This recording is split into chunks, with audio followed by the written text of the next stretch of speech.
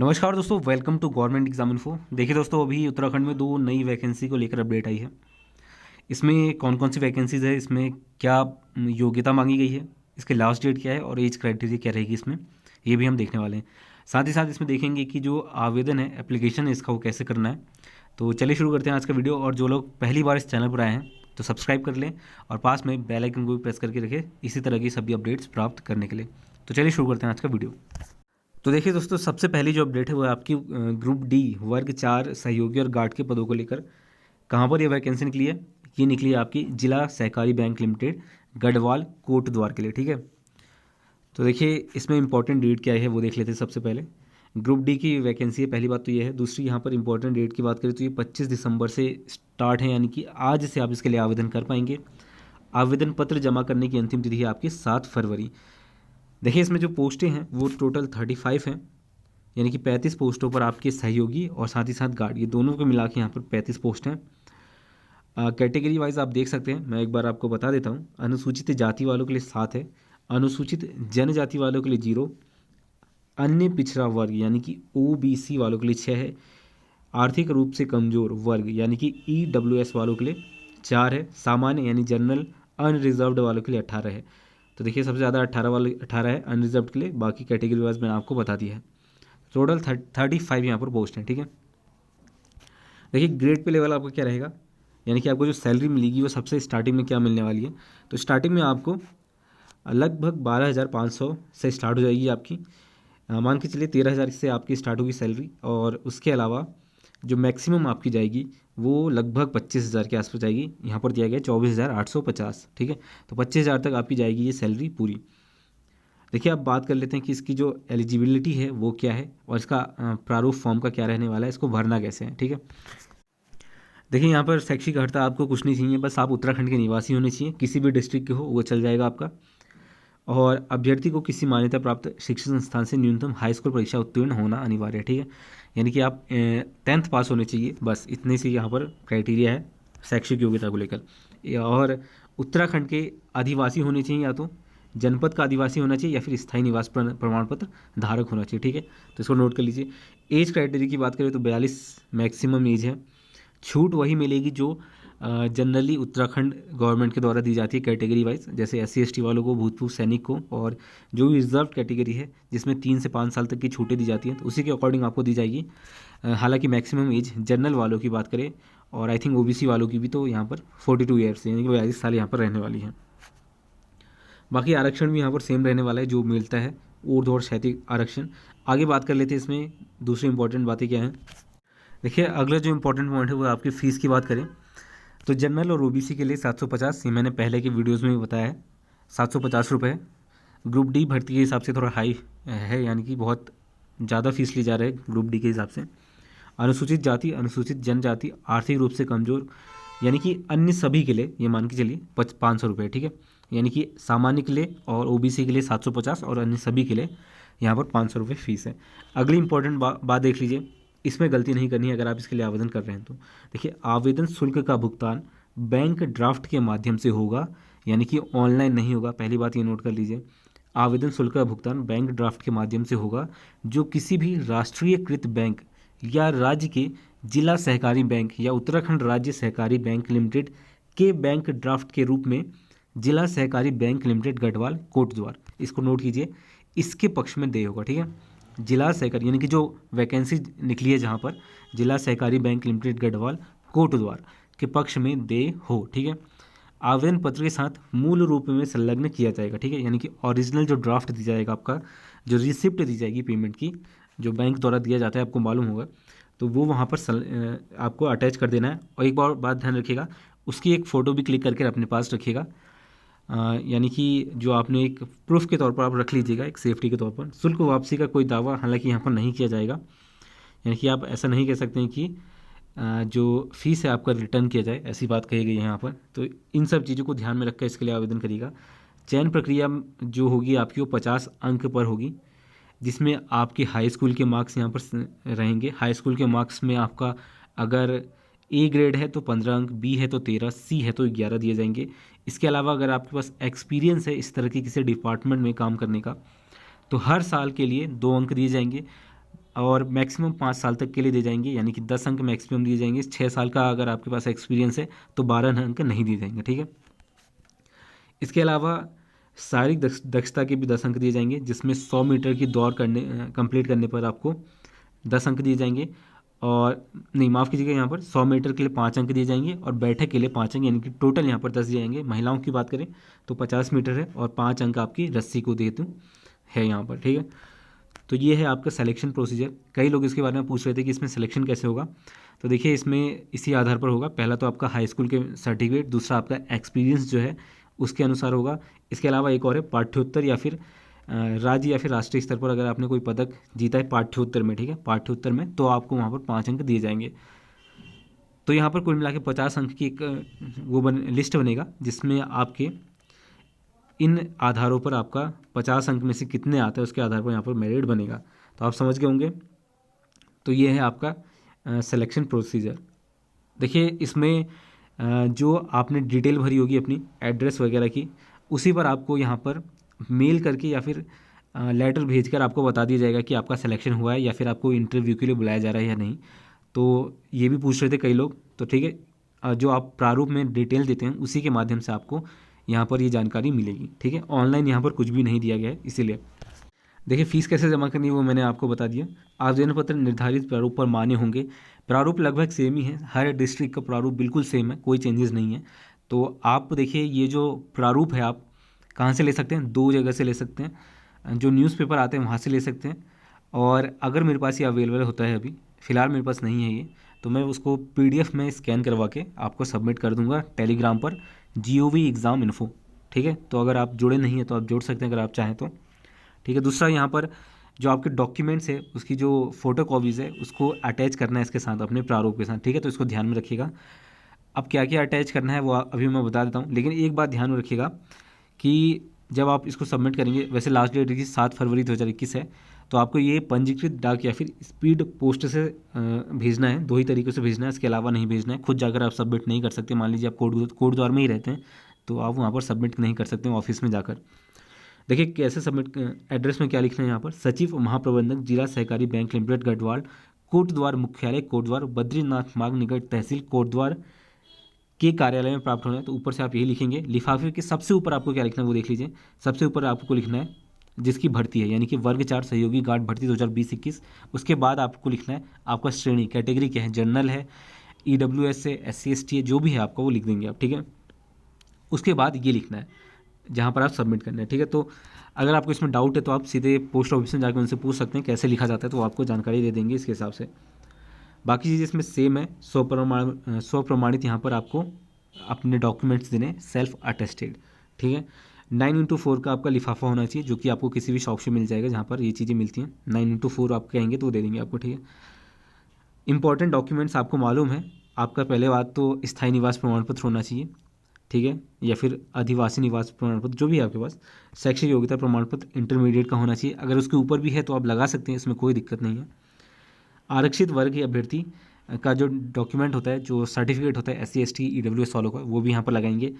इसके अलावा जो एक्सपीरियंस सर्टिफिकेट है वो भी आप यहाँ पर लगाएंगे, ठीक है। इसके अलावा जो पाठ्योत्तर की बात की गई थी, तो अगर आपने किसी ऐसे चीज़ में पार्टिसिपेट किया है जहाँ पर आपको सर्टिफिकेट मिला हो, तो वो भी आप यहाँ पर लगा सकते हैं। तो ये 2-3 तरीके सर्टिफिकेट हैं जो आपको ध्यान से लगाने हैं। चलिए आगे बढ़ते हैं, अब देख लेते हैं इसका जो प्रारूप है वो कैसा रहने वाला है। देखिए, प्रारूप यहाँ पर जो है वो बिल्कुल सेम रहने वाला है। आपको नाम लिखना है हिंदी इंग्लिश में, दोनों में। इंग्लिश में कैसे लिखते हैं वो मैंने आपको पहले बता दिया है।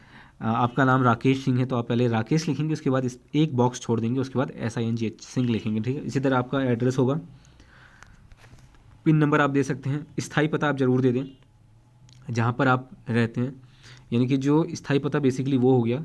हालांकि दोनों सेम दे सकते हैं, पर जो आपका निवास प्रमाण पत्र अगर उसमें वाला देंगे तो भी सही रहेगा।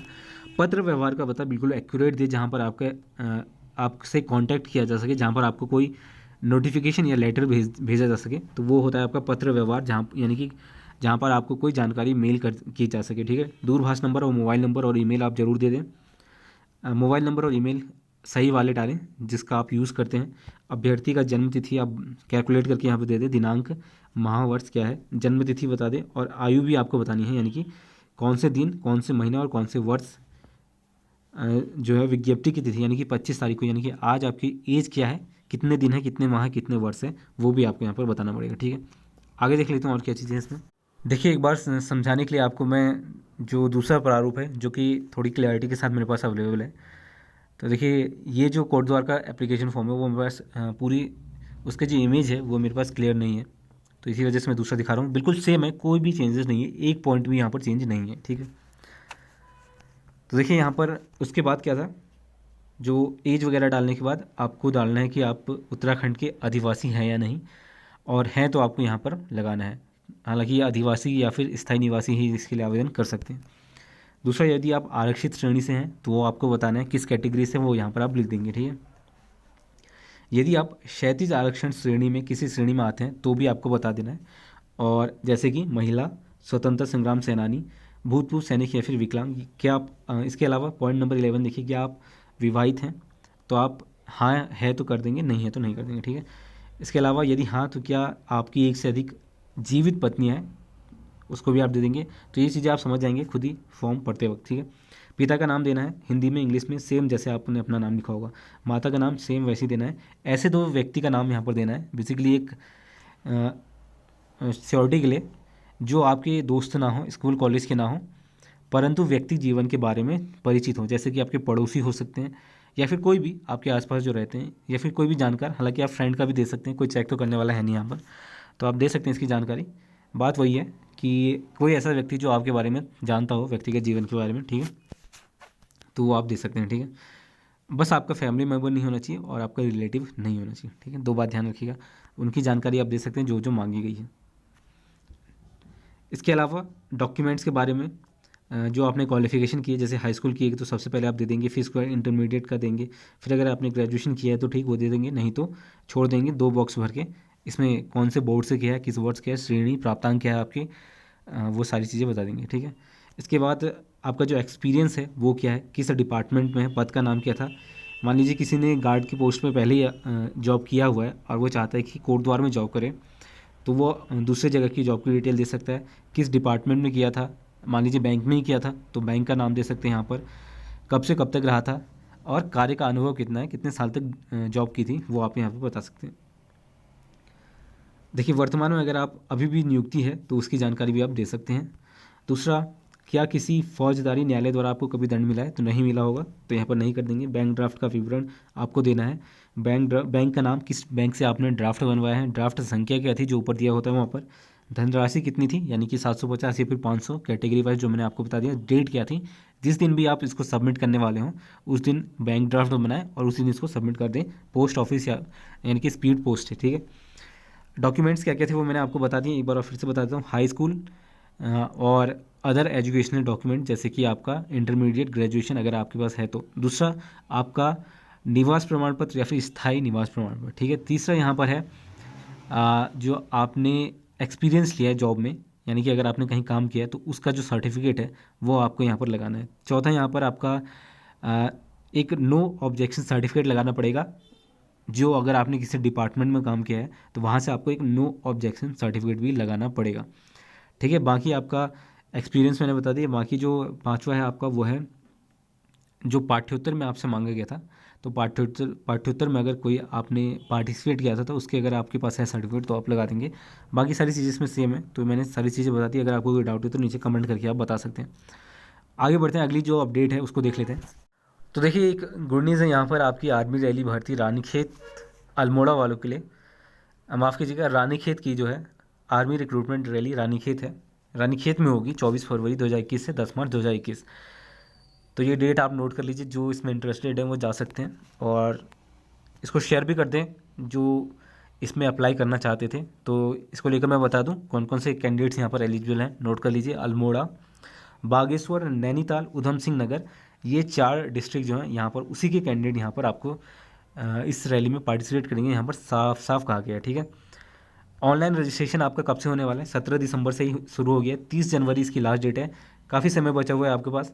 तो इसमें आराम से जाकर आप ऑफिशियल वेबसाइट जो इंडियन आर्मी की है वहाँ पर जाकर आप इसको आराम से भर सकते हैं। ठीक है, लास्ट डेट जो है रैली की, मतलब रैली जब शुरू होगा वो कब होगा, 24 फरवरी से लेकर 10 मार्च तक। Admit card for the rally will be send through registered email, यानी कि जो आप रजिस्ट्रेशन करेंगे 17 दिसंबर से 30 जनवरी तक, उसमें जो आपने ईमेल दिया होगा उसी पर आपको एडमिट कार्ड दे दिया जाएगा।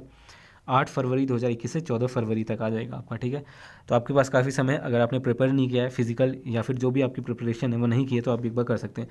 कैटेगरी वाइज मैं आपको फटाफट बता देता हूँ। मिनिमम क्वालिफिकेशन सबसे पहले देख लीजिए, क्लास 10th होगी, 45% होनी चाहिए एग्रीगेट, यानी कि मिला जुला के आपके 45 होने चाहिए, ठीक है। यह है आपका GD general duty, soldier general duty. और एज बता दूं इसमें तो आपका रहेगा मैक्सिमम 21 साल, मिनिमम 17 साल के कैंडिडेट भी इसके लिए आवेदन कर सकते हैं।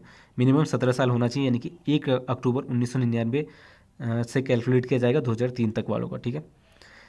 तो इसके बीच जो जिनकी भी डेट ऑफ बर्थ आती है वो यहाँ पर देख सकते हैं। हाइट यहाँ पर 163 है, वेट 48 है। चेस्ट एक्सपेंशन होना चाहिए 5 सेंटीमीटर का, और चेस्ट होना चाहिए आपका 77 सेंटीमीटर का। बाकी चीज़ें इसमें सेम है। हाइट यहाँ पर जो सोल्जर जनरल ड्यूटी आईडीजी वाले हैं उनके लिए थोड़ी कम है, 157। सोल्जर टेक्निकल के लिए यहाँ पर 10+2 मांगी गई है, यानी कि 12th क्लास आप पास होनी चाहिए। एग्रीगेट होना चाहिए आपका, जो इंटरमीडिएट एग्ज़ाम है वो आपका फिजिक्स, केमिस्ट्री और मैथ्स और इंग्लिश में होना चाहिए। मिनिमम 50% आपका एग्रीगेट होना चाहिए। 40% मार्क्स ईच होने चाहिए, यानी हर सब्जेक्ट में 40% मार्क्स होने चाहिए। मान लीजिए इंग्लिश में आपके 35 है तो आप इसके लिए एलिजिबल नहीं हो पाएंगे, तो ये नोट कर लीजिए। यहाँ पर सोल्जर टेक्निकल की बात करिए तो 23 साल मैक्सिमम है, मिनिमम 17.5 साल। 1 अक्टूबर 1997 से आपकी कैलकुलेट की जाएगी। बाकी चीज़ें इसमें सेम है।